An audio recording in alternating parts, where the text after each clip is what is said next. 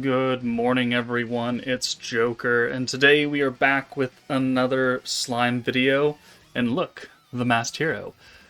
Well, recently EX Unbounded, Awakened, whatever you want to call it, but now she's level 120 with an EX ult. And you know what goes really well with a fairly strong AoE physical space attack? Is a free piece of gear. So, this sword, when equipped by the Masked Hero the Time Traveler, specifically this Masked Hero, not one of the other ones, but this space one, you get a 10% attack increase. And while that's not very impressive because it's the same as equipping a space sword to her, it's unique, and everyone likes unique shit, right? So, where do you get this sword? Well, you can't forge it, and you can't whale for it. I mean, not directly whale for it. The only way you can acquire this sword is by clearing a specific story stage. So if we go to Chapter 13, Expert Difficulty Stage 8 Unlock, this is where you will find this sword. So it's a two-stage fight. First up is Hinata with not a lot of HP, and she nerfs your front line by a hefty amount. That's fine. She's not difficult to kill. But then we move on to the Masked Hero, and she has a bit more HP. Nowadays, 200k is kind of a joke, unless you're like just starting today. But what she does do is she's immune to pretty much everything, and that she gives herself a massive amount of buffs and an ult. So, if you do not kill the Masked Hero the first turn that she appears, she will wipe your front line, and then you'll be pretty hard pressed to finish that fight. But if you do manage to kill her, you will get this sword. It comes awakened at 1 star already, so it's already going to be better than all of your tutorial gear and stuff that you've had to make, those little 1-star books and claws and stuff. Even if you don't have a character who needs a sword, it's better than giving them 1-star gear by just having this in your inventory. So, today, as we do every month with every new team that comes out, we're going to use the brand new meta. This time it's Warrior's Mind 2.0, and we are going to make that team beat the crap out of this Masked Hero very easily, so we can get this new sword. You know, maybe you started this month and maybe you pulled the new Shuna and Gabwa, and so maybe you need a new piece of gear. We're here to do that today.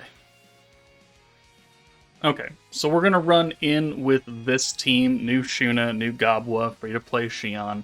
We've got these characters who are all blue orb changers, because I want to get Shuna as quickly as possible, and green orbs are like nerfed for 1 or 2 turns here. You could run green, but these are all free to play characters. If you don't have Rieger, you could put in like the readily available Sokka. Right? You can get her out of the flashback shop. Pretty much any blue orb changer really will do. But we're just here to try and get as much Shuna as possible. And it doesn't matter who we debuff with Gabwa. As long as you get those debuffs, you'll start buffing up your pierce resistance down.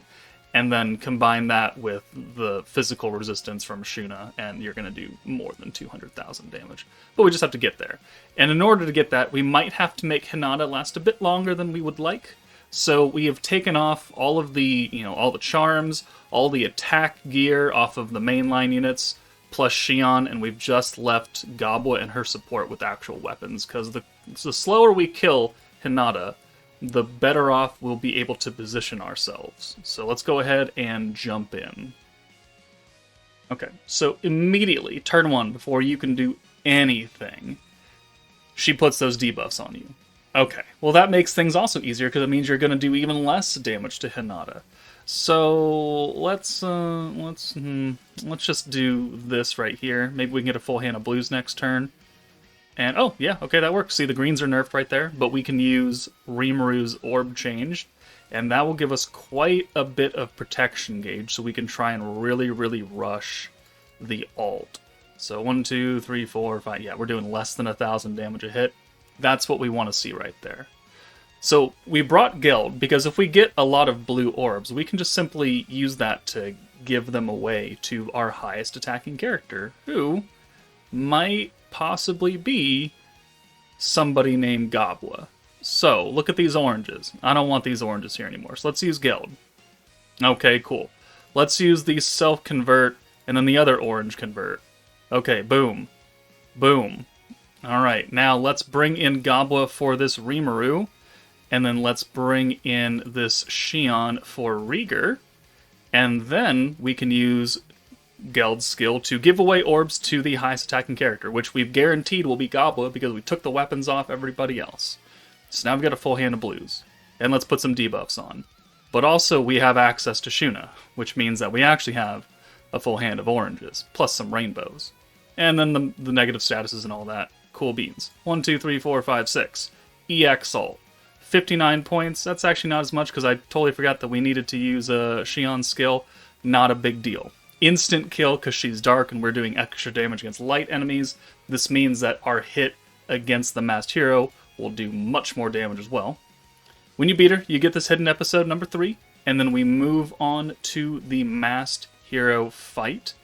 And immediately she will give herself an ult and a whole butt ton of buffs. So, buffs, ult.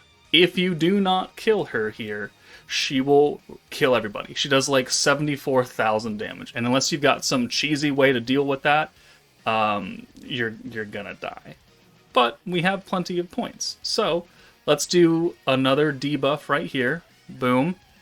Alright, we're up to 17 stacks. We'll use Shuna to put the next stack on, up to 18. And then we'll use the 50-point Pierce, and then 114 Pierce resistance down. Not a big deal that it's not totally capped out. But 1, 2, 3, 4. I'm fairly well. No, she's got Super Guard. Let's see what one orb does, just for fun, and then we'll send the ult. And let's turn the ult on as well. Boop. Okay, so let's do this. 26,000 actually. Okay. All right. So Gobwa. Extra damage against light enemies, plus. Pierce resistance down, plus. Pierce buff in general, plus. The physical resistance down, big plus. Element weakness strike resistance down. We do 1.6 million damage with just hers alone. The hero only has 200k HP. You could do this with the free-to-play protector. Who is that? Who is the free trainee?